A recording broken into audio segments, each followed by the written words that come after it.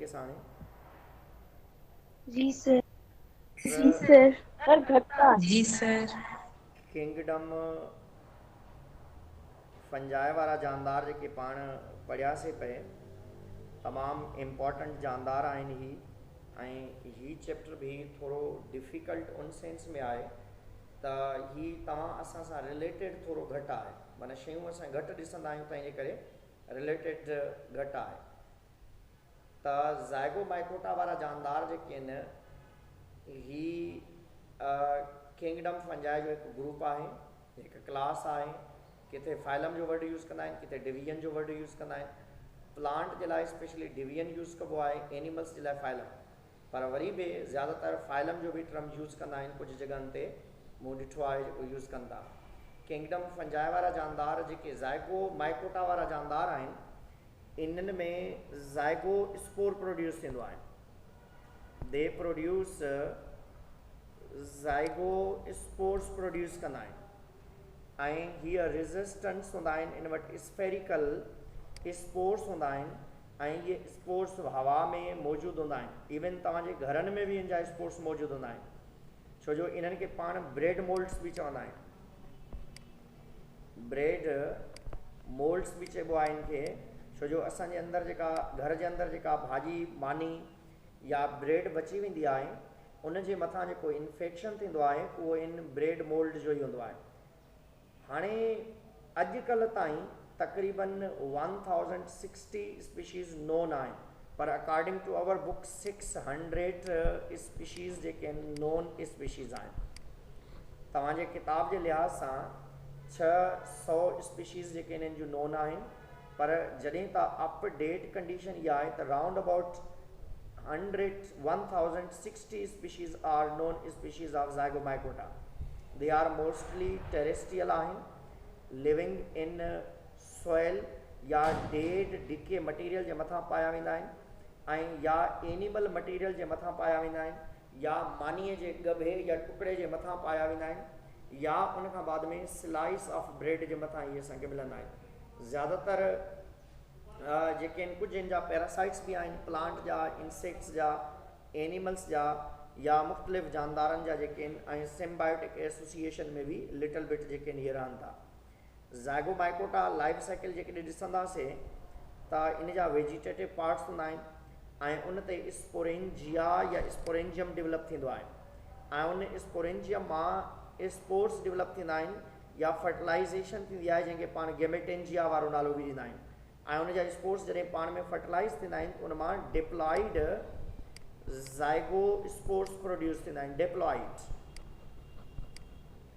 माना हितां वाननि हितां थो अचे वाननि हितां थो अचे ॿई जॾहिं पाण में फ्यूज़ थियनि था त इन में डिप्लॉइड ज़ाइगो स्पोर थिए थो ऐं उन में मियोसिस थिए थी इन्हनि में हूंदो छा आहे हिकिड़े ज़ाइगोट ठहण खां बाद में for example this is a zygote हाणे इन में बि हिकिड़े दफ़ा मियोसिस थींदी आहे ऐं मियोसिस थियण खां बाद में 4 हेप्लॉइड सेल्स ठहंदा आहिनि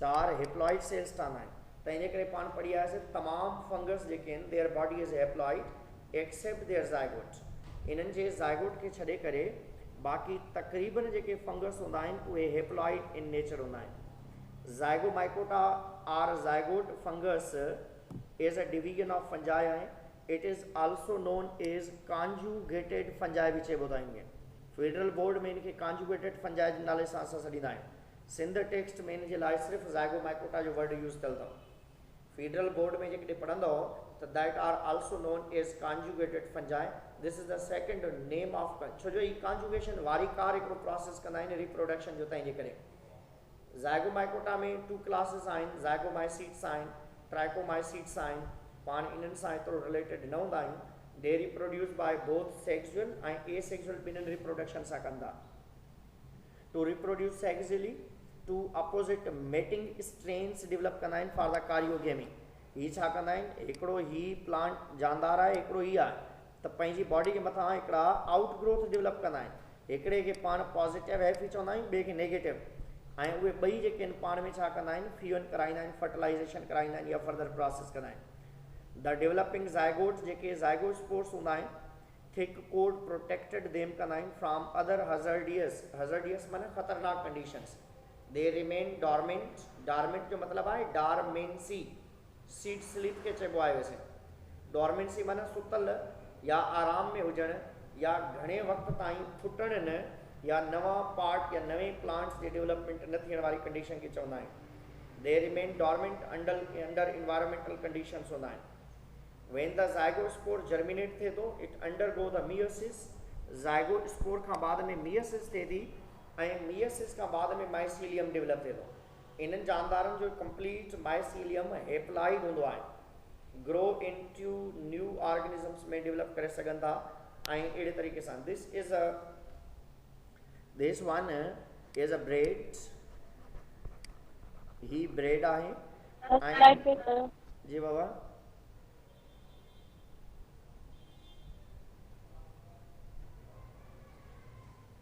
ही इन्हनि जो ब्रेड आहे ऐं उन खां बाद में उन जे मथां ही जेका स्ट्रक्चर आहे दिस ही राइज़ोइड्स आहिनि, this is rhizoid and this one is known as stolon ऐं मथां ही स्पोरेंजियम अथसि ऐं ही जेका स्ट्रक्चर आहे this is known as sporangiophore ऐं कंप्लीट जेके आहिनि ब्रेड मोल्ड्स चवराइबा आहिनि इहे त ही जानदार स्पेशली जेके आहिनि कंहिं ब्रेड जे मथां कंहिं रोटी मानी जे मथां जेके आहिनि उते जेके आहिनि ही स्पोर्स डेवलप कंदा आहिनि। दिस इज़ अ स्पोर ऐं इन जा स्पोर्स हाणे हिकिड़ी ॿी शइ सम्झंदा डॉक्टर, इन जी पूरी बॉडी नॉन सेप्टेड हूंदी आहे या असेप्टेड हूंदी आहे, माना इन जी बॉडी में सिर्फ़ु हिकिड़ो जेको पार्ट आहे उते सेप्टम हूंदो आहे बसि ऐं उहो आहे in between the sporangiophore and this one, sporangiophore and sporangium. इन्हनि जी पूरी बॉडी असेप्टेड हूंदी आहे, इन्हनि में कंहिं बि क़िस्म जो सेप्टम न हूंदो आहे, थेलस बॉडी हूंदी आहे ऐं सेप्टम सिर्फ़ु स्पोरेंजियम ऐं उन खां बाद में हेठां जेको स्पोरेंजियोफोर वारी स्ट्रक्चर आहे उन में पायो वेंदो आहे। त हीअ जानदार जेके आहिनि कॉमनली असांखे ब्रेड ते मिलंदा आहिनि, मानी ते मिलंदा आहिनि। हाणे ही इन जी सेक्सुअल रिप्रोडक्शन आहे, यू कैन सी हियर हिकिड़े खे पाण नालो ॾींदासीं पॉजिटिव हैफ़ी ऐं ॿिए खे नालो ॾिबो आहे नेगेटिव हैफ़ी। पॉजिटिव ऐं नेगेटिव हैफ़ी जे मथां मेटिंग हिकिड़ा स्ट्रक्चर्स डेवलप थींदा आहिनि ऐं उतां खां ही फर्टिलाइज़ेशन कराईंदा आहिनि by the help of gametangia. हाणे जॾहिं फर्टिलाइज़ेशन थिए थी त that become change into zygote. हाणे ज़ाइगोट हितां खां ही ब्रेक थींदो अॻिते हली करे ऐं ब्रेक थियण खां बाद में इहो किरी पवंदो ऐं उन मां नवां प्लांट्स जेके आहिनि या नवां फंगस जेके आहिनि उहे डेवलप थींदा। सेक्सुअल रिप्रोडक्शन में ही पंहिंजी बॉडी जे मथां आउट ग्रोथ डेवलप कनि था ऐं उन आउट ग्रोथ खे हिकिड़ी खे पॉजिटिव ॿी खे नेगेटिव चइबो आहे। पॉजिटिव ऐं नेगेटिव हाइफी जेके आहिनि अहिड़े तरीक़े सां आहिनि। हीअ ॾिसो हिते बि ॾेखारियो अथऊं, छो जो रिप्रोडक्शन में हीअ ॿ शयूं यूज़ कंदा आहिनि, या त हाइफी तव्हां जेके आहिनि गेमेटेंजिया डेवलप कंदा आहिनि या इन जा जेके स्पोर्स ठहंदा आहिनि स्पोरेंजियम जे अंदरि उहे ॿिन्हिनि खे फ्यूज़ कराईंदा आहिनि। माना हीअ जेका स्पोरेंजियम आहे फॉर एग्ज़ाम्पल ईअं इन स्पोरेंजियम खे ॿिए स्पोरेंजियम सां पाण में हिक ॿिए सां मिलाईंदा आहिनि ईअं ऐं मिलाइण खां बाद में इन्हनि जे विच में फर्टिलाइज़ेशन थींदी आहे ऐं उन फर्टिलाइज़ेशन खां बाद में ज़ाइगोस्पोर्स जी फॉर्मेशन थींदी आहे। हाणे इन प्रोसेस जे करे पाण हिन खे कॉन्जुगेटेड फंजाई बि चवंदा। कॉन्जुगेटेड फंजाई इन जे करे चइबो आहे छो जो they develop out growth on their body. ही पंहिंजी बॉडी जे मथां आउट ग्रोथ डेवलप कनि था ऐं उन आउट ग्रोथ जी मदद सां रिप्रोडक्शन कंदा। त अहिड़े तरीक़े सां इन प्रोसेस खे पाण नालो ॾियूं था this is conjugation. One is the positive and other is the negative part. हाणे हीअ ॾिसो डॉक्टर त ही पंहिंजी हाइफी या माइसीलियम खे डेवलप कंदा। नंबर 1 खां ॾिसंदो आउट ग्रोथ आहे पॉजिटिव ऐं नेगेटिव मेटिंग कंदा ऐं ही पंहिंजा पार्ट्स जेके आहिनि विच में जोड़नि था हिते ऐं प्लाज़्मोगेमी वारो प्रोसेस थिए थो। पाण कल्ह पढ़ी आयासीं fusion of cytoplasm is known as plasmogamy ऐं बाद में साइटोप्लाज़म जे फ्यूज़ थियण खां बाद में न्यूक्लियस फ्री रहनि था ऐं नेक्स्ट स्टेज में छा थो थिए कारियोगेमी माना फ्यूजन ऑफ न्यूक्लियस थिए थो जॾहिं न्यूक्लियस जी फ्यूजन थिए थी ऐं हिते जेको आहे साइटोप्लाज़म जी फ्यूजन थिए थी, साइटोप्लाज़म जी फ्यूजन थिए थी ऐं अहिड़े तरीक़े सां ही स्पोर्स जर्मिनेट थियनि था ऐं उन मां हिकु नओं फंगस जेको आहे उहो ओरिजिनेट थिए थो, डेवलप थिए थो ऐं पंहिंजी माइसीलियम डेवलप कंदो ऐं अहिड़े तरीक़े सां डेवलप कंदो। हीअ त सेक्सुअल रिप्रोडक्शन आहे, पर ए सेक्सुअल रिप्रोडक्शन में ही जानदार छा था कनि, पंहिंजी बॉडी जे मथां हिकिड़ी आउटग्रोथ हीअं डेवलप कनि था ऐं उन जे अंदरि स्पोर डेवलप कंदा। हाणे इहा स्पोरेंजियम फटिजे थी, उन मां स्पोर्स निकिरनि था ऐं इहे स्पोर जॾहिं जर्मिनेट थियनि था त हिकु नए फंगस खे जनम ॾियनि था जंहिंखे पाण ए सेक्सुअल रिप्रोडक्शन जो नालो ॾींदा आहियूं। हाणे जेकॾहिं हिकिड़े स्पोर मां हिकिड़ो जानदार ठहे थो त this is a A sexual reproduction. जेकॾहिं हिकिड़े स्पोर मां ॿ जानदार डेवलप थियनि था, सॉरी हिकिड़े ॿ स्पोर्स पाण में फ्यूज़ थी करे हिकिड़ो जानदार ठहनि था त that known as a sexual reproduction. Asexual में one spore produce one organism, sexual reproduction में two spores fuse together that form a zygote, diploid zygote ऐं उन ज़ाइगोट मां जेकॾहिं जानदार जी डेवलपमेंट थिए थी उनखे पाण नालो ॾींदा आहियूं त इहो सेक्सुअल रिप्रोडक्शन आहे। हाणे हिते ॾिसंदो त ही आहिनि अस्कोमाइकोटा वारा जानदार, जर्नल करेक्टर आहे, journal have similar sexual life cycle हूंदो आहे इनमें भी सेक्सुअल ए सेक्सुअल ॿई अथव, सिर्फ़ु सेक्सुअल न आहे रिप्रोडक्शन, सेक्सुअल ऐं ए सेक्सुअल रिप्रोडक्शन ॿई आहिनि ऐं हीअ जानदार जेके आहिनि कॉमनली कुझु डिज़ीज़ भी काज़ कंदा आहिनि, जंहिंमें कॉमन डिज़ीज़ असां वटि जेके आहिनि रस्ट एंड समट वारियूं कॉमन डिज़ीज़ आहिनि हिन में, सॉरी मोरल्स एंड ट्रफल्स वारियूं डिज़ीज़ काज़ कंदा आहिनि जंहिंमें मोरल्स ऐं सर इहो वरी रिपीट कजो। जी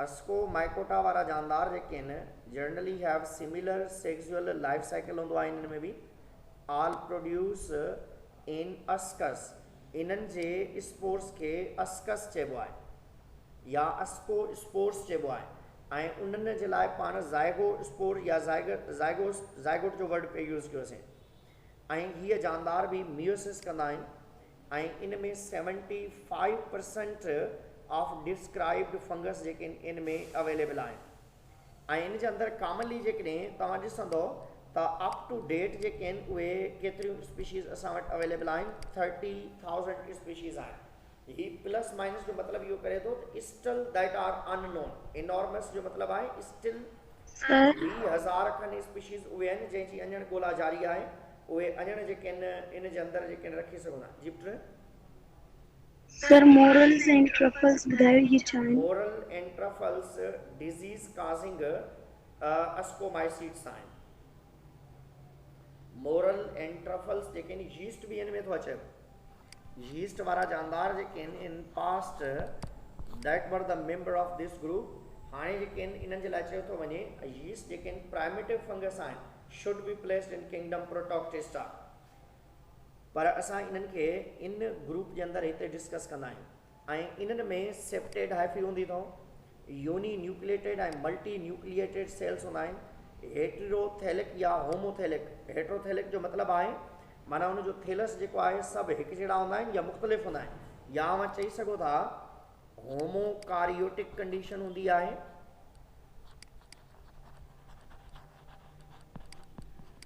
या हेट्रोकारियोटिक, माना न्यूक्लियस सभनि सेल्स जे अंदरि हिकु जहिड़ा हूंदा आहिनि या मुख़्तलिफ़ हूंदा आहिनि। जेकॾहिं हिकु जहिड़ा हूंदा त होमोकारियोटिक, जेकॾहिं मुख़्तलिफ़ हूंदा त उनखे हेट्रोकारियोटिक जो नालो ॾिबो आहे। सेक्सुअली स्पोर्स प्रोड्यूस थींदा आहिनि पर इन्हनि जे स्पोर्स खे पाण अस्को स्पोर्स जो नालो ॾींदा आहियूं ऐं हिकिड़ी सेक या ॻोथरी में डेवलप थींदा आहिनि जंहिंखे अस्कस जो नालो ॾिबो आहे ऐं उन स्ट्रक्चर खे अस्कोकार्प बि चइबो आहे। इन में ज़्यादातर 8 स्पोर्स प्रोड्यूस थींदा आहिनि, 8 अस्को स्पोर्स पर अस्कस, ऐं तव्हांखे ॿुधाईंदुसि कीअं इहो प्रोड्यूस थींदा आहिनि, उनजी पाण स्ट्रक्चर ते बि अचूं था। ऐं अस्कोकार्प इन जी फ्रूटिंग बॉडी आहे, ऐं उनजी फ्रूटिंग बॉडी सेलेस्टोथीकम हूंदी आहे, पेरीथीकम हूंदी आहे ऐं एपोथीकम हूंदी आहे। ऐं इहे टई फिगर्स बि तव्हांखे ॾेखारींदुसि त सेलेस्टोथीकम कीअं हूंदो आहे, पेरीथीकम कीअं हूंदो आहे ऐं एपोथीकम कीअं हूंदो आहे, इन जी फिगर बि असां उन ते अचूं था त उहा कीअं कहिड़े तरीक़े सां आहे। Character of Ascomycota somatic phase आहे जी। Most have either unicellular like yeast में रखियल आहिनि या फ्लामेंटस ॿिया बि वॾा जानदार आहिनि। Almost all ascomycetes are terrestrial and parasites हूंदा आहिनि। Few have adopted to marine और फ्रेश वाटर एनवायरनमेंट में भी एडॉप्ट कयो अथनि। सेम तरीक़े सां सेल वॉल इन्हनि जी बि चिटनि जी ठहियल आहे या बीटा ग्लूकॉन्स जस्ट इन बेसिडोमाइकोटा में अवेलेबल अथव। हाणे हिते ईंदासीं, इन जी ॻाल्हि पई कईसीं पाण त ही किताब तव्हांजी बुक में भी फिगर आहे इन जी जेका मेन रिप्रोडक्शन आहे उहा सेक्सुअल ऐं ए सेक्सुअल रिप्रोडक्शन ॿई अवेलेबल आहिनि इनमें। हाणे नंबर 1 ते ईंदासीं त this is a hyphae. Number 1 ते ईंदो टे ही हाइफी आहे। हिकिड़े खे पॉजिटिव, ॿी खे नेगेटिव चई सघो था तव्हां। हिकिड़ी हाइफी खे पॉजिटिव ऐं ॿी हाइफी खे नेगेटिव चई सघो था। हाणे हिते हिकिड़ी हाइफी जंहिंखे पाण फीमेल हाइफी चवंदा, उन जे अंदरि अस्कोगोनियम हूंदो आहे, अस्कोगोनियम हूंदो आहे। ऐं मेल हाइफी जंहिंखे पाण चवंदा उन जे अंदरि एंथ्रीडियम हूंदो आहे। अस्कोगोनियम, you can see this is a female, we can say this one is a antheridium that look is like male या it is a male। हाणे हिते हिकिड़ी स्ट्रक्चर बि विच में नज़र पई अचे। हीअ हिन हाइफी जे मथां आउटग्रोथ डेवलप थियनि थियूं, एंथ्रीडियम ऐं अस्कोगोनियम। हाणे ॿिन्हिनि में फ़र्क़ु छा आहे? एंथ्रीडियम मेल आहे, तंहिंजे करे मेल जा जेके न्यूक्लियाई या मटीरियल्स आहिनि उहे मूव कंदा toward the female, means material of antheridium move toward the ascogonium. तंहिंजे करे मेल जा स्पम्स फीमेल ॾे वेंदा आहिनि, तंहिंजे करे असां उनजे लाइ वर्ड यूज़ कंदा आहियूं त मेल या फीमेल आहे। हिते बि तव्हां चई सघो था त एंथ्रीडियम खां छो जो मेल गैमेट्स जेके आहिनि फीमेल गैमेट्स जी तरफ़ वञनि था, तंहिंजे करे पाण antheridium is a male part and ascogonium is the female part. ऐं विच में हिकिड़ी ब्रिज ॾेखारी अथनि, ओ हीअ ट्यूब ॾिसो, हीअ दिस वन। इन ट्यूब जे लाइ बि असां हिकु स्पेशल वर्ड यूज़ कंदा आहियूं जंहिंखे ट्राइकोगाइन चइबो अथव। दैट नोन एज ट्राइकोगाइन चइबो अथव। ईअं ट्राइकोगाइन चइबो आहे टिनि खे। ट्राइको गाइन जो नालो ॾिबो आहे। मेल एंथ्रीडियम खां फीमेल अस्कोगोनियम जी तरफ़ तमाम सेल्स या गैमेट्स जेके आहिनि मूव कनि था फ्रॉम मेल टू फीमेल। हाणे इहे तमाम स्ट्रक्चर जेका आहे दिस इज़ अ माइसीलियम, ही कंप्लीट पूरी स्ट्रक्चर ॾेखारियल अथव जानदार जी। ऐं उन जा कुझु पाण ही स्पोर्स ॾेखारिया आहिनि, छो जो इन मां स्पोर्स जर्मिनेट थिया आहिनि। ही माइसीलियम आहे, this is known as a mycelium, जेका हिते अवेलेबल आहे इन जे अंदरि। हाणे उन जे अंदरि जेके ही मेल एंड फीमेल पार्ट्स आहिनि, हाणे मेल जे अंदरि इन जॻह खां फीमेल जी तरफ़ मटीरियल ट्रैवल करे थो ऐं इहो कंहिंजे अंदरि पियो थिए, हिन जॻह ते थिए थो। This is known as a mature and this one is a immature. माना ही सेम ॿई जेके माइसीलियम आहिनि सेम आहिनि। हाणे इन जे अंदरि फर्टिलाइज़ेशन पई थिए। हाणे जॾहिं फर्टिलाइज़ेशन थी वेंदी त पहिरियों प्रोसेस कहिड़ो थींदो आहे? प्लाज़्मोगेमी जो। माना ॿ जेके पाण में ही फ्यूज़ थींदा उन्हनि जो साइटोप्लाज़म फ्यूज़ थियो आहे हिते। This is known as plasmogamy चवंदासीं इनखे। This is known as a प्लाज़्मोगेमी।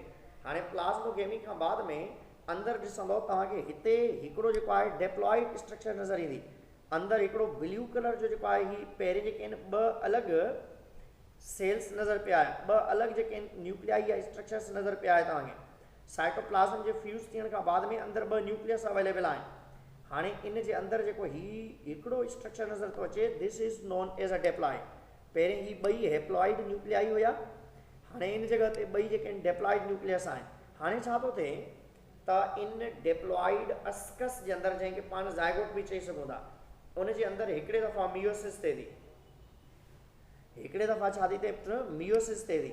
ऐं मियोसिस थियण खां बाद में वंस टाइम माइटोसिस थिए थी ऐं माइटोसिस थियण खां बाद में इन जे अंदरि 8 अस्कोस्पोर प्रोड्यूस थींदा। This is known as ascus. इन हिकिड़ी स्ट्रक्चर खे पाण नालो था ॾियूं त ही अस्कस आहे। वरी हिते ॾिसी वञो माना फर्टिलाइज़ेशन थिए थी हिते। This one is a antheridium ऐं ही ॿी स्ट्रक्चर आहे। This is known as archegonium. हाणे इन्हनि ॿिन्हिनि जे विच में हिकु कनेक्टिंग लिंक ठहे थी ऐं उन कनेक्टिंग लिंक खे पाण नालो था ॾियूं त this is trichogyne. This is known as trichogyne. हाणे इन जे अंदरि हिकिड़े जा कलर तव्हां चेंज करे सघो था। माना फॉर एग्जाम्पल इन जा जेके सेल्स आहिनि उनजो कलर अलॻि रखो ऐं हिन जा जेके सेल्स आहिनि उन्हनि जो कलर तव्हां चेंज रखो।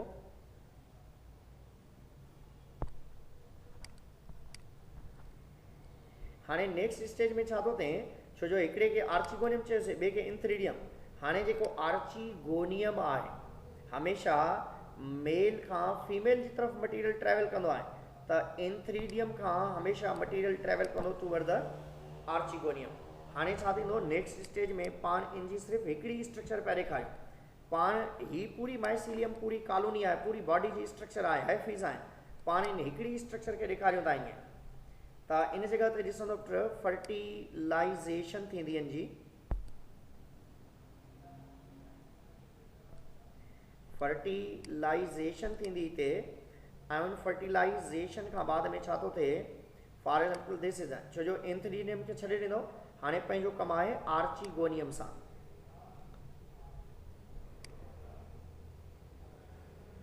आर्चिगोनियम जे अंदरि फॉर एग्जाम्पल पाण खणूं था ॿ जेके आहिनि अलॻि न्यूक्लियाई अवेलेबल आहिनि। हाणे हिते पहिरें प्रोसेस कहिड़ो थियो आहे, प्लाज़्मोगेमी थियो आहे सेल्स जो। प्लाज़्मोगेमी जो मतिलबु आहे साइटोप्लाज़्म फ्यूज़ थियो आहे, न्यूक्लियस अलॻि आहे। माना ही हिकिड़ो हेप्लॉइड न्यूक्लियस आहे 1N ऐं ही अलॻि हिकिड़ो हेप्लॉइड न्यूक्लियस आहे। हाणे नेक्स्ट स्टेज में छा थींदो, इहे तमामु जेके ॿई जेके न्यूक्लियस आहिनि पाण में फ्यूज़ थी वेंदा। हाणे जॾहिं ॿई न्यूक्लियस पाण में फ्यूज़ थी वेंदा, हिकिड़े खे तव्हां भले अहिड़े कलर जो ठाहियो ऐं ॿिए खे पाण ब्लैक कलर जो ठाहियासीं। हाणे ॿई जेके आहिनि पाण में छा थी वेंदा, फ्यूज़ थी वेंदा। हाणे जॾहिं फ्यूज़ थींदा उन मां छा ठहंदो, डिप्लॉइड ज़ाइगोट वारो सेल ठही पवंदो। हाणे हिन में थींदी हिकिड़े दफ़ा मियोसिस।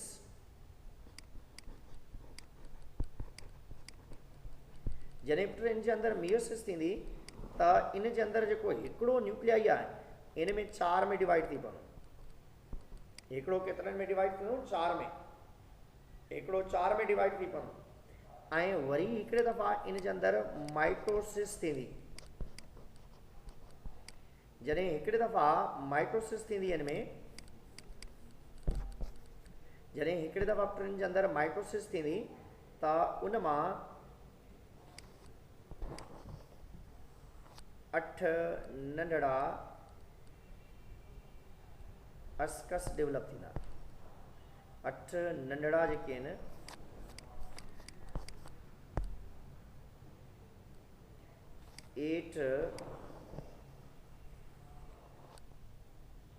स्मॉल जेके आहिनि अस्कस डेवलप थींदा। 1 2 3 4 5 6 7 8 केतिरा डेवलप थींदा, 8। ऐं इन पूरी स्ट्रक्चर खे पाण नालो ॾियूं था त ही अस्कस आहे। ऐं अहिड़ियूं तमामु अस्कस जॾहिं पाण में मिलियल हूंदियूं आहिनि, क्लस्टर जी फॉर्म में अवेलेबल हूंदियूं आहिनि। माना हिते जॾहिं ही क्लस्टर जी फॉर्म में ही पूरी स्ट्रक्चर अवेलेबल आहे मथीं, इनखे अस्कोकार्प चइबो आहे। छा चइबो इनखे, अस्कोकार्प चइबो आहे। ही मथीं जेका कंप्लीट स्ट्रक्चर आहे, हिकिड़ी अहिड़ी स्ट्रक्चर खे पाण अस्कस चवंदासीं। ऐं तमामु अस्कस जेके मथां कप लाइक स्ट्रक्चर में मिलिया आहिनि उनखे मिलाए करे पाण नालो ॾींदासीं त इहा अस्कोकार्प आहे। Single is known as asco. Single जेका हिकिड़ी स्ट्रक्चर आहे उनखे पाण अस्कस चवंदासीं। ऐं इन हिकिड़े अस्कस मां तक़रीबन 8 अस्कोस्पोर्स प्रोड्यूस थींदा आहिनि, 8 अस्कोस्पोर्स प्रोड्यूस थींदा आहिनि।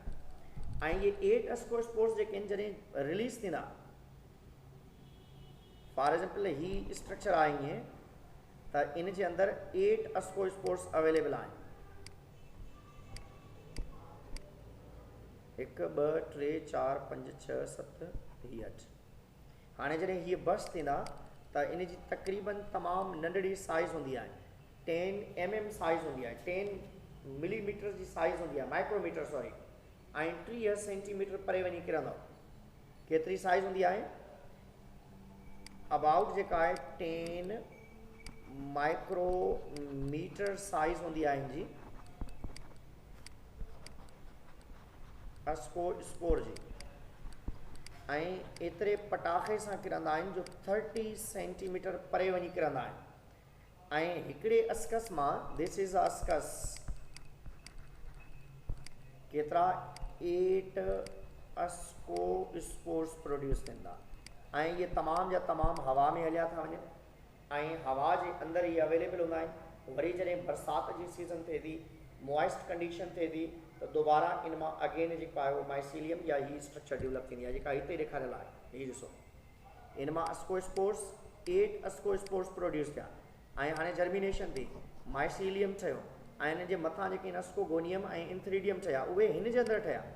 माना हीउ वॾो करे ॾेखारियो अथनि, पर असल में हीअ डायरेक्ट लिंक अथव हिन सां, ऐं इन जी डायरेक्ट लिंक अथव हिन सां। ही पार्ट्स जेके पाण ॾिसूं था that are internally present in this structure before, माना ही वारी साइड जेका ॾेखारियल आहे बिफोर फर्टिलाइजेशन ॾेखारियल आहे, ही वारी जेका साइड ॾेखारियल आहे आफ्टर फर्टिलाइजेशन ॾेखारियल आहे। पर असल में जेको बि प्रोसेस थिए थो उहो हिन जे अंदरि जॾहिं इमेच्योर फॉर्म में आहे त हीअ आहे, जॾहिं मेच्योर थी आहे त पोइ इन मां ही जेके आहिनि इहे स्ट्रक्चर्स निकिता आहिनि। And this one is known as a sexual reproduction, ऐं इन में ए सेक्सुअल रिप्रोडक्शन इन जे मथां कोनिडिया डेवलप थींदा, ऐं उहे जॾहिं ब्रेक थींदा त उन मां नंढड़ा नंढड़ा स्ट्रक्चर डेवलप थींदा, ऐं इहे तमामु नंढड़ा स्ट्रक्चर्स जेके आहिनि अहिड़े तरीक़े सां इनजी डेवलपमेंट थींदी आहे। दोबारा सम्झी वेंदो सर बाबा? सर अस्कोकार्प जेको हूंदो आहे उहो सर डाइकैरियोटिक हाइफी हूंदो आहे। डायकारियोटिक अस्कोकार्प इन जी माइसीलियम जे लाइ वर्ड यूज़ कंदा आहियूं असां, इन जे माइसीलियम जे लाइ चवंदा आहियूं त कॾहिं होमोकारियोटिक हेट्रोकारियोटिक ॿिन्हिनि फॉर्म में थी सघे थो, ही ज़रूरी न आहे। पर हिकिड़ी शइ यादि रखंदव त जॾहिं फर्टिलाइज़ेशन थींदी त उन मां ठहंदड़ जेको अस्कस हूंदो आफ्टर प्लाज़्मोगेमी उहो हेट्रोकारियोटिक हूंदो। माना आफ्टर फर्टिलाइज़ेशन खां बाद में हिते 2 न्यूक्लियस अलॻि अवेलेबल आहिनि न, हाणे इनखे चई सघो था त हीअ हेट्रोकारियोटिक आहे। हाणे हीअ हेट्रोकारियोटिक छो जो 2 अलॻि न्यूक्लियस जे अंदरि अवेलेबल आहिनि। हाणे जेकॾहिं प्लाज़्मोगेमी थिए थी त पोइ अॻिते हली करे सभु जा सभु होमोकारियोटिक हूंदा, पर जेकॾहिं फर्टिलाइज़ेशन नथी थिए सिर्फ़ु प्लाज़्मोगेमी ठहे थी, ऐं प्लाज़्मोगेमी खां बाद में जेकॾहिं कंप्लीट जानदार डेवलप थिए थो त उन में जेका आहे कारियोगेमी नथी थिए त अहिड़े क़िस्म जी कंडीशन खे पाण नालो ॾींदा आहियूं त उहा हेट्रोकारियोटिक हाइफी डेवलप थींदी हुन में। हाणे हीअ जेके अस्कस आहिनि, हीअ हिकिड़ी स्ट्रक्चर खे पाण चवंदा त हीअ अस्कस आहे। हाणे हीअ अस्कस 3 क़िस्मनि जा हूंदा अथव, मोर देन 1 अस्कस जेके आहिनि, इवन 1 में enclosed in the fruiting body, ऐं उनखे पाण अस्कोकार्प चवंदा आहियूं, विच में बि सेलेस्टोथीकम, पेरीथीकम ऐं एपोथीकम हूंदो अथव। ऐं तव्हांजे बुक में बि ॾिनल आहे त तव्हां वटि 3 फिगर्स ॾिनल आहिनि। हिकिड़ो इहो हूंदो आहे त जेकॾहिं ही फॉर एग्जाम्पल असां वटि आहे सेलेस्टोथीकम, माना बिल्कुलु क्लोज्ड आहे, ऐं इन जे अंदरि अस्कस अवेलेबल आहिनि अहिड़े तरीक़े सां, त अहिड़ी कंडीशन खे पाण नालो ॾींदासीं सेलेस्टोथीकम अस्कोकार्प आहे। सेलेस्टोथीकम जो मतिलबु आहे क्लोज आहे, CL यादि रखंदो, क्लोज आहे, माना ॿाहिरियां बिल्कुलु क्लोज आहे। ऐं ॿी हूंदी आहे असां वटि जंहिंखे पाण चवंदा आहियूं अहिड़े तरीक़े सां नंढड़ो पोर हूंदो आहे मथां, हिन में नंढड़ो पोर हूंदो आहे ऐं इन जे अंदरि अस्कस अवेलेबल हूंदा आहिनि, ऐं इन नंढड़े पोर हुअण जे करे पाण चवंदा त ही पेरीथीकम स्ट्रक्चर आहे, छो जो इन में नंढड़ो पोर हूंदो अथव। माना जेकॾहिं अस्कोकार्प फ्रूटिंग बॉडी उन जे अंदरि ही अस्कस मौजूदु आहिनि ऐं अस्कस जे अंदरि जेके नंढड़ा स्ट्रक्चर्स हूंदा आहिनि उहे अस्कोस्पोर्स हूंदा ऐं पूरी बॉडी खे पाण अस्कोकार्प चवंदा छा था चओ हिन खे अस्कोकार्प चवंदा हाणे अस्कोकार्प हिन जहिड़ी शेप जी हुजे माना कंप्लीट जी बाबा सर अस्कस आफ्टर फर्टिलाइजेशन होमोकैरियोटिक हूंदो आहे अस्कोकार्प असां पूरी फ्रूटिंग बॉडी खे चऊं था जेका उन जे अंदरि मौजूदु आहे उनखे अस्कोकार्प चइबो आहे उन अस्कोकार्प जे अंदरि अस्कस हूंदा आहिनि ऐं उन अस्कस जे अंदरि अस्कोस्पोर्स हूंदा आहिनि ऐं हिकिड़े अस्कस मां 8 अस्कोस्पोर्स प्रोड्यूस थींदा आहिनि हिकिड़े अस्कस मां 8 जेके आहिनि अस्कोस्पोर्स प्रोड्यूस थींदा आहिनि तमामु पूरी स्ट्रक्चर खे पाण नालो ॾींदा आहियूं त इहा जेका स्ट्रक्चर आहे दैट्स नोन एज द अस्कोकार्प ऐं इहा अस्कोकार्प हिकिड़ी अहिड़े शेप जी हूंदी जेकॾहिं त हिनखे सेलेस्टोथिकम चइबो अहिड़ी शेप जी हूंदी त हिनखे पेरीथिकम चइबो पेरीथिकम में पोर हूंदो मथां ही नंढड़ो पोर आहे हिन में ऐं इन जे अंदरि बि अस्कस ई आहिनि ऐं अंदरि ही अस्कोस्पोर्स आहिनि ऐं ॿी हूंदी आहे जंहिंखे पाण चवंदा आहियूं ओपोथिकम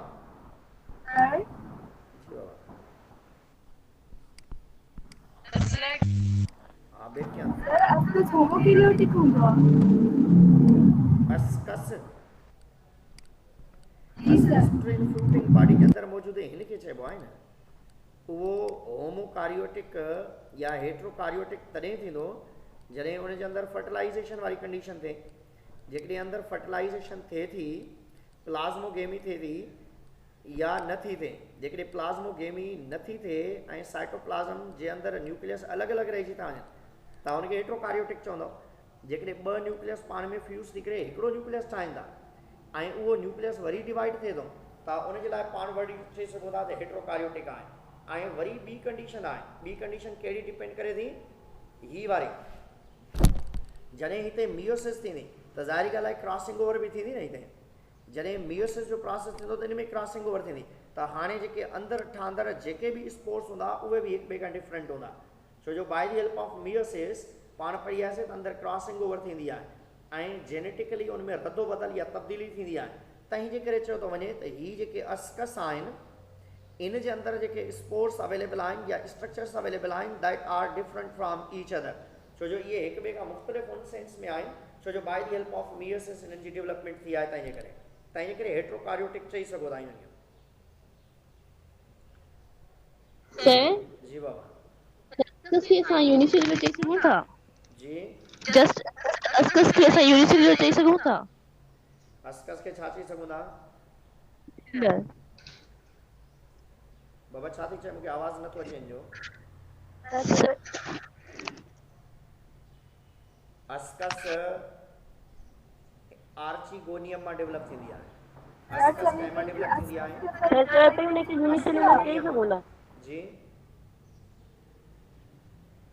तो मूंखे आवाज़ नथो अचे जेकॾहिं मैसेज करे त पाण ॿुधायां सर ही पूछे पई कि अस्कस के यूनिसेल्युलर चई सघूं था अस्कस खे यूनिसेल्युलर कीअं चई सघो था यूनिसेल्युलर हाँ ईअं चई सघो था कंप्लीट हिकिड़ी यूनिसेल्युलर स्ट्रक्चर ज़रूरु आहे पर उनजे अंदरि फर्टिलाइज़ेशन थिए थी पोइ उन खां बाद में ज़ाइगोट डेवलप थिए थो ऐं मुख़्तलिफ़ शयूं जेके डेवलप थींदियूं पर पहिरीं इहा यूनिसेल्युलर स्ट्रक्चर ज़रूरु आहे छो जो अॻिते हली करे उन मां जेके आहिनि वरी फर्दर डेवलपमेंट्स थींदियूं हिननि मां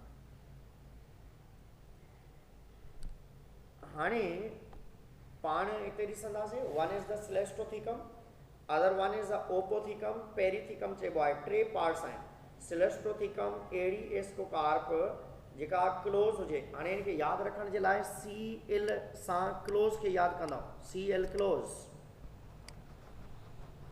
ऐं P सां पोर करे छॾींदा ऐं ओपो सां ओपेंड करे छॾींदा CL फॉर क्लोज़ पेरीथिकम में पोर, ओपोथिकम में ओपन आहे, माना कंप्लीटली ओपन आहे, उनजे ॿाहिरां कंहिं बि क़िस्म जी का कवरिंग न आहे। This one is a cleistothecium ascocarp, this one is known as a perithecium ascocarp, and this one is known as ओपोथिकम।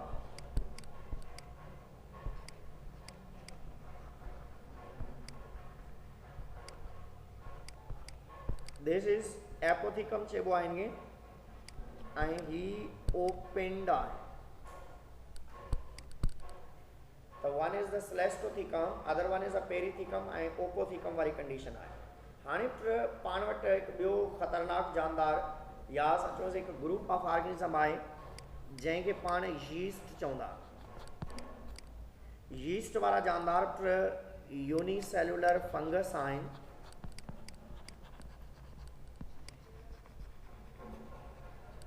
Fungi आहिनि, पर इन्हनि जे लाइ चयो थो वञे त should be placed in Protoctista, and this is not a single organism, this is a group of organism. माना ईअं न आहे त यीस्ट को हिकिड़ो जानदार आहे, तव्हां असांजे ज़हन में हूंदो आहे त यीस्ट को शायदि हिकिड़ो जानदार आहे। Yeast is not single organism, yeast is the group of organism, yeast is the group of organism, group of unicellular organisms जो हिकिड़ो ग्रुप आहे। ऐं इन यीस्ट खे जेकॾहिं पाण ॾिसंदासीं त यीस्ट वारा जानदार जेके आहिनि रिप्रोडक्शन सेक्सुअल भी करे सघनि था, एसेक्सुअल भी करे सघनि था। Sexual reproduction by the help of ascus या अस्कोस्पोर्स जी मदद सां कंदा आहिनि। हाणे ही सेक्सुअल रिप्रोडक्शन में कंदा छा आहिनि, तमामु जेके सेल्स हूंदा आहिनि उन्हनि खे फ्यूज़ टुगेदर कराईंदा आहिनि ऐं उन मां अस्कोकार्प ठाहींदा आहिनि। माना जेके बि इन जा सेल्स मौजूदु हूंदा आहिनि, यीस्ट जा नंबर ऑफ सेल्स पाण में फ्यूज़ टुगेदर थींदा आहिनि, ऐं जॾहिं उहे पाण में फ्यूज़ थींदा आहिनि त दैट फॉर्म द अस्कोकार्प, ऐं वरी उहे डिवाइड रीडिवाइड थी करे हिकु नई जान। सिर्फ़ु अस्कोकार्प में ठाहिण जो मतिलबु इहो हूंदो आहे त there should be the strength, there should be the changes. पंहिंजी चेंजिस आणण जे लाइ, जेनेटिकल इंफॉर्मेशन में तब्दीली आणण जे लाइ स्पेशली कबो आहे इनमें।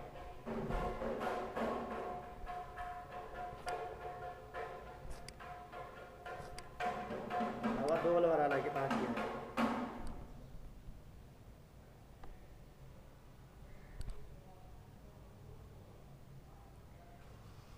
हाणे अहिड़े तरीक़े सां हीअ जानदार जेके आहिनि असां वटि यीस्ट वारा जानदार सेक्सुअल रिप्रोडक्शन भी करे सघंदा, एसेक्सुअल, ऐं asexual reproduction by the help of budding कंदा, जेका कल्ह भी पाण पढ़ी आयासीं त इन्हनि जानदारनि में बड डेवलप थिए थो, आउट ग्रोथ डेवलप थिए थी, ऐं उन आउट ग्रोथ मां नई जानदार जी डेवलपमेंट कराईंदा आहिनि। ऐं इन खां बाद में ही जानदार जेके यीस्ट आहिनि इहे यूनिसेल्युलर आहिनि, ग्रुप ऑफ ऑर्गेनिजम्स आहिनि, ऐं यीस्ट वारा जानदार जेके कॉमनली पाण मुख़्तलिफ़ शयुनि में यूज़ कंदा आहिनि। इन यीस्ट खे स्पेशली शराब ठाहिण में यूज़ कबो आहे, यीस्ट खे स्पेशली जेको आहे बियर ठाहिण में यूज़ कबो आहे, ऐं यीस्ट जा कुझु जानदार डिज़ीज़ भी काज़ कंदा आहिनि। माना तमामु यीस्ट इहे न आहिनि त बेनिफिशियल आहिनि। यीस्ट आर ग्रुप ऑफ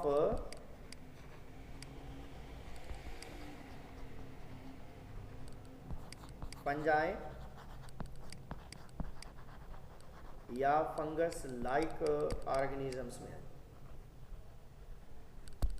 हाणे यीस्ट वारा जानदार जेके आहिनि इहे इकोनॉमिकल इंपॉर्टेंस घणी आहे, छो जो इहे बियर ठाहिनि था या वाइन इन मां ठहे सघे थी, ऐं मुख़्तलिफ़ क़िस्म जा जेके पाण चीज़ में यूज़ करे सघूं था, या उन खां बाद में ब्रेड ठाहिण में यूज़ कबो आहे इनखे, या उन खां बाद में रोटी मानी, या तव्हां स्पेशली नालो ॾींदा आहियो नान जेको ठाहींदा आहियो उन में भी यूज़ कबो आहे। माना कराची में जेके नान तव्हां खाईंदा आहियो उहे नरम हूंदा आहिनि, या शादियुनि में जेके नान खाईंदा आहियो उहे नरम हूंदा आहिनि, सॉफ्टिकेटेड नॉन हूंदा आहिनि। हाणे इहे नॉन जेके सॉफ्टिकेटेड हूंदा आहिनि उहे छाजे करे हूंदा आहिनि, बिकॉज ऑफ यीस्ट। ऐं यीस्ट वारा जानदार जेके आहिनि स्पेशली कुझु यीस्ट जो ग्रुप अहिड़ो भी आहे जेको डिज़ीज़ भी काज़ करे थो, ऐं कुझु जेको आहे वरी असां इकोनॉमिकली इंपॉर्टेंस जे लिहाज़ सां भी यूज़ कयूं था, जीअं सेक्रोमाइसिस सर्वेसी आहे, हिकिड़ो आहे असां वटि सेक्रोमाइसिस सर्वेसी। ही उहो आहे जेको असां वटि स्पेशली कॉमनली यूज़ थिए थो फॉर द इकोनॉमिकल इम्पोर्टेंस जे लिहाज़ सां। सैकड़ो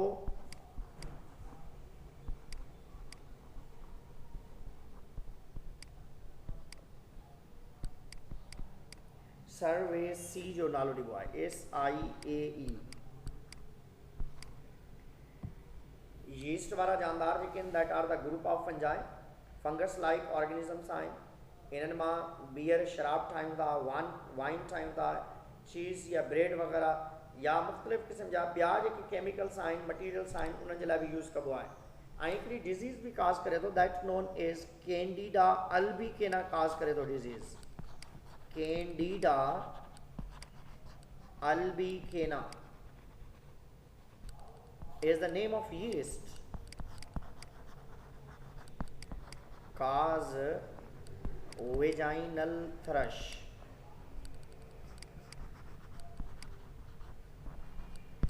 or we can say irritation थींदी आहे।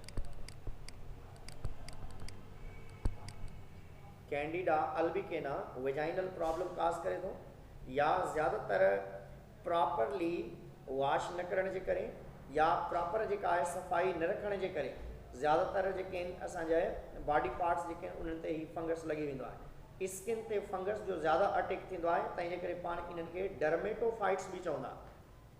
ऐं फंगस जेके आहिनि पास्ट में चाहे यीस्ट हुजे, यीस्ट खे पाण सिंधी में खमीरो चवंदा आहियूं, खमीरो चइबो आहे इनमें। ऐं खमीरे वारा जानदार जेके आहिनि इहे कॉमनली पाण जेके आहिनि इन में अटे में दफ़ करण जे लाइ यूज़ कंदा आहियूं। अटे जे अंदरि इनखे अटे जे अंदरि एड कबो आहे, इन जे करे अटो जेको आहे दफ़ थी सघंदो आहे, सॉफ्टिकेटेड थी सघंदो आहे, नरम थी सघंदो आहे, या उन खां बाद में फुंडी वेंदो आहे या फुलिजी वेंदो आहे, उन जे लाइ बि स्पेशली इनखे असां यूज़ कंदा आहियूं। त ही अॼु जे लाइ काफ़ी अथव। इंशाअल्लाह सुभाणे पाण छो जो ही टिपिकल चैप्टर आहे, सुभाणे इनखे वाइंड अप करण जी कोशिशि कंदासीं हिन चैप्टर खे। ऐं इंशाअल्लाह after day tomorrow means Wednesday ते पाण चैप्टर नंबर 9 स्टार्ट कंदा आहियूं। हाणे जेकॾहिं का बि शइ पुछणी आहे तव्हां भले पुछी वठो।